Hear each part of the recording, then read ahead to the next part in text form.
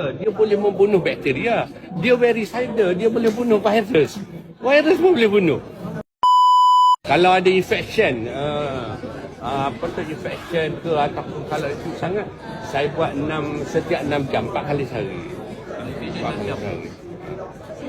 Dan memang, kalau saya, anak-anak saya kan, yang close family, kalau ada infection saja, batuk ke, infection ke, memang banyaklah setiap 4 jam sekali, 4 jam sekali. Dan kebanyakannya dalam 1-2 saja. Dalam masa sehari boleh clear.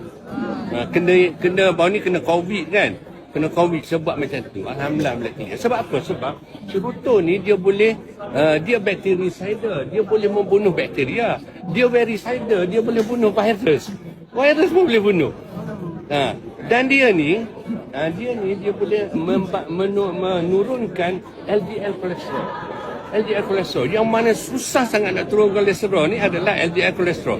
Dia boleh turunkan LDL kolesterol dan dia boleh menurunkan HbA1c. HbA1c tu dia boleh mengaktifkan pankreas. Jadi HbA1c yang susah sangat nak turun pun boleh turun. Jadi dia bagus untuk diabetik kan. Kemudian dia boleh mengaktifkan macrophage. Dan yang keempatnya, function dia yang tak ada pada produk lain ialah yang dia boleh repair cell damage. Itu yang keempat. Jadi macam tu, ya Allah kata, ini orang panggil peluang yang terbaik lah untuk kita guna.